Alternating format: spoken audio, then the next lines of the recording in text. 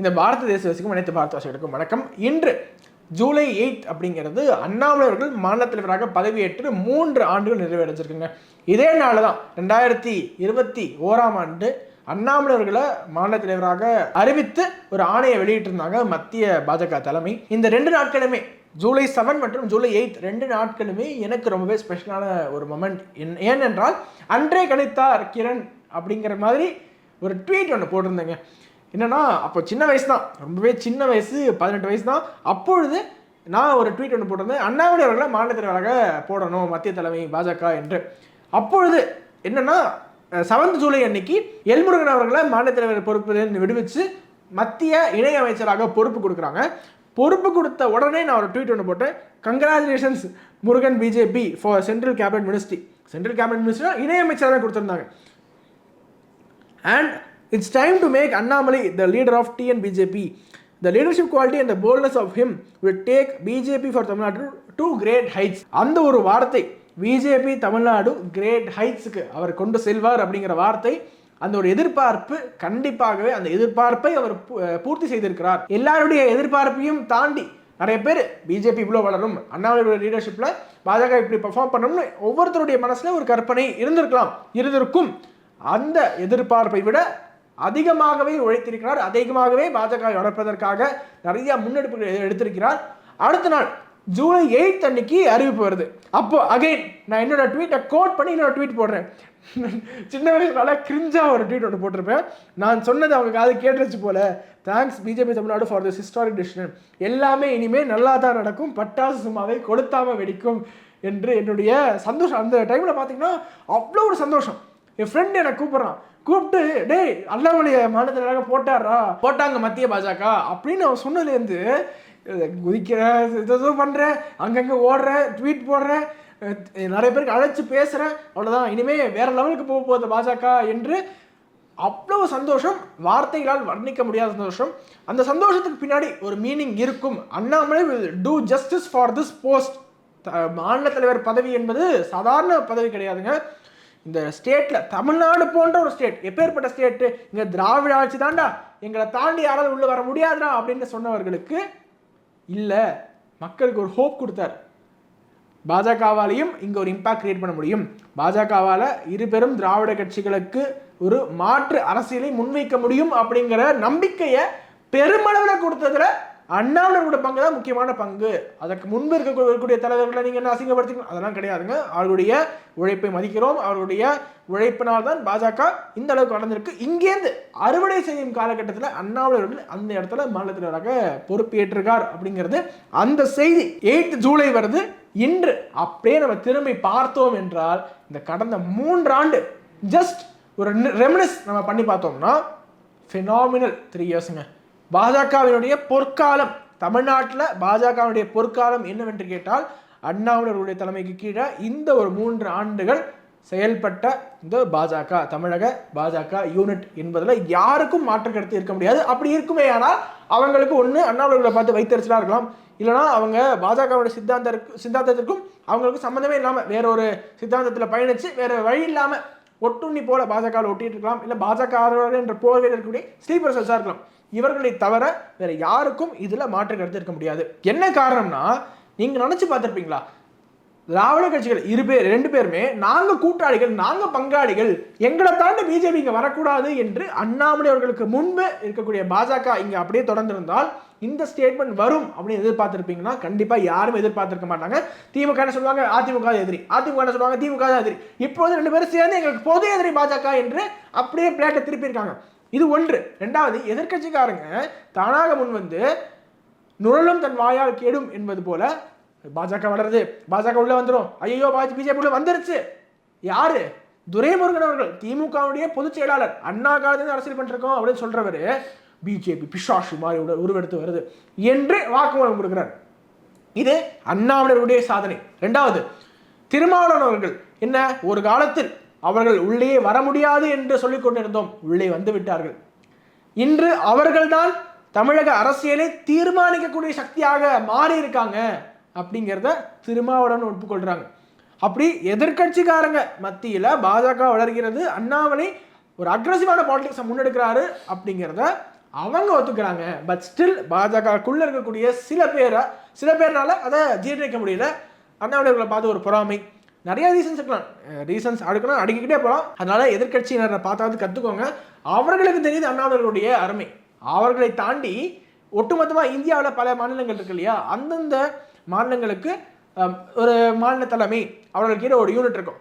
அந்தந்த மாநில தலைமை unit, Karnataka unit, Kerala unit, அவங்க என்ன கேட்காங்க, எங்களுக்கு அண்ணாமலை கொடுங்க. கர்நாடகாவிலேருந்து அவ்வளோ டிமாண்டுங்க. நீங்கள் எடுத்து பார்த்தீங்கன்னா எங்களுக்கு அண்ணாமலை கொடுங்க, will make him an MP, will make him central minister, உங்களுக்கு அவருடைய அருமை தரல என்று கர்நாடகாவிலேருந்து பல குரல்கள் நம்மளால் கேட்க முடிகிறது. கேரளாவிலேருந்து நம்மளால் கேட்க முடிகிறது. இந்தியாவுடைய பல்வேறு பகுதிகளிலிருந்து கேட்க முடிகிறது. முதல் முறையாக ஒரு தமிழகத்தை சேர்ந்த பாஜக தலைவர் தேசிய அளவில் இந்த அளவுக்கு இம்பாக்ட் கிரியேட் பண்ணக்கூடிய ஒரு தலைவர்.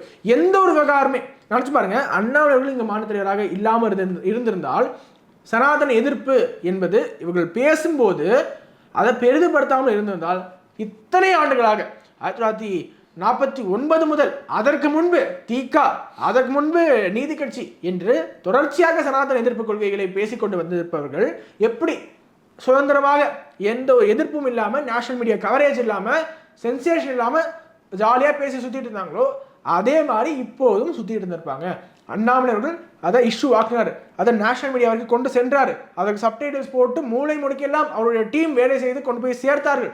அதற்கு பெரும் பங்கு சோசியல் மீடியா மூலமாக நிறைய வாலண்டியர்ஸ் முன் வந்தார்கள். இப்படி இந்த ஒரு எக்கோசிஸ்டம், நேஷனலிஸ்டிக் எக்கோசிஸ்டம், இனிமேலும் சனாதன தர்மத்தை பழித்து கொண்டு இங்கே ஒரு லாபி வேலை செய்ய முடியாது.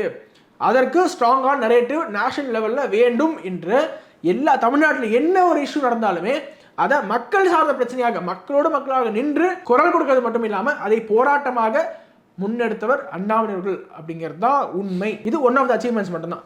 இன்னும் ஒரு சில அச்சீவ்மெண்ட்ஸ் மட்டும் பார்க்கலாம். ஏன்னா அவர் இந்த 3 ஆண்டுகளில் சாதித்தது என்பது அளப்பரியது. சென்ட்ரலில் நரேந்திர மோடி அரசாங்கத்தை பார்த்து சொல்லுவாங்க. நான் சாந்தன குப்தா அவர்களோட பாட்காஸ்ட் பண்ணும்போது யோகி ஆதித்யநாத்துடைய பயோகிராஃபி ரைட்டர் அவர் சொன்னார், what couldn't have been achieved in multiple decades, Narendra Modiji achieved it in just 9 years. பல தசாப்தங்களாக எதை சாதித்திருக்க முடியாதோ அதை 9 ஆண்டுகளில் நரேந்திர மோடி அவர்கள் சாதித்து காட்டியிருக்கிறார். That is Narendra Modi. அதை தவிர இன்னும் ஒன்று சொன்னார். என்னது, அண்ணாமலை அவர்கள் மாநிலத்திலாக வர்றதுக்கு முன்னாடி யார் தமிழ்நாட்டு பிஜேபியில் இருக்கா என்பதே பலரும் அறியாமல் இருந்தாங்க. பொலிட்டிக்கல் அனலிஸ்டாக எனக்கே தெரியாமல் இருந்துச்சு. ஆனால் அண்ணாமலை அவர்கள் வந்ததுக்கு பிறகு தான் we were aware of it. National மீடியாவுக்கு தெரிஞ்சது, ஒட்டுமொத்த இந்தியாவுக்கும் தெரிஞ்சது, தமிழகத்துக்கு திரும்பி பார்க்க செய்திருக்கார்.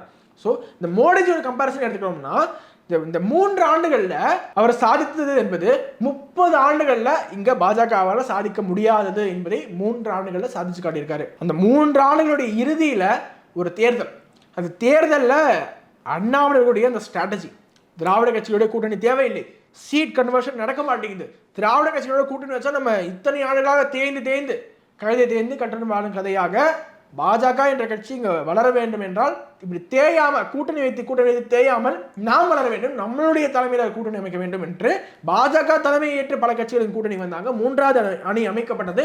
அந்த 3வது அணி எந்த மாநில கட்சியோட கூட்டணி கிடையாது. 2014 தேமுதிக அலையன்ஸ் இப்போது கிடையாது. இந்த அணி 18.2% வாக்கு வாங்குது. 32 ஆண்டுகள் தமிழகத்தை ஆண்டு அதிமுகவை 13 இடத்துல பின்னுக்கு தள்ளுறாங்க. அதிமுக 7 இடத்துல டெபாசிட் இழக்குது. கன்னியாகுமரியில் 4வது இடத்துக்கு வருது. திருநெல்வேலியிலும் ராமநாதபுரத்திலும் 2000 வாக்கு வித்தியாசத்துல நாம் தமிழர் முந்துது அதிமுக. என்ன சொல்லிட்டு வந்தாங்க, எப்பேற்பட்ட அதிமுக, 32 ஆண்டுகள் தமிழகத்தை ஆண்ட அதிமுக, அப்பேற்பட்ட அதிமுகவை பின்னுக்கு தள்ளுவது அப்படிங்கிறது சாதாரண காரியமா? அதை 3 ஆண்டுகளில் அண்ணாமலை செய்து காட்டியிருக்கிறார்.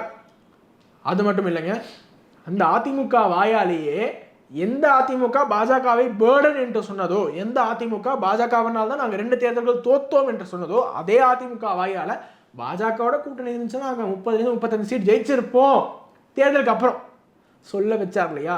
அது அண்ணாமலையுடைய அச்சீவ்மெண்ட். அடுத்த ஒரு அச்சீவ்மெண்ட், அண்ணாமலை சொல்கிறார் அரசு செய்கிறது என்பதுதான் தமிழகத்தினுடைய டெம்ப்ளேட்டாக இருந்திருக்கிறது.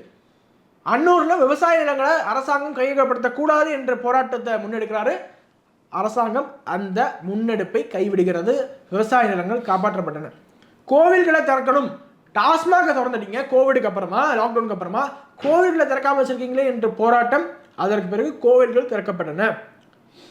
திருவாரூரில் தெற்கு ரத வீதிக்கு கருணாநிதி அவர்களுடைய பெயர் சூட்டணும் என்று முடிவெடுத்த பிறகு அண்ணாமலை அவர்கள் அங்கு சென்று மிகப்பெரிய போராட்டம், கருணாநிதி அவர்களுடைய ஊர்லேயே சென்று போராட்டம் நடத்துறாரு. மிகப்பெரிய ஜன கூட்டம்.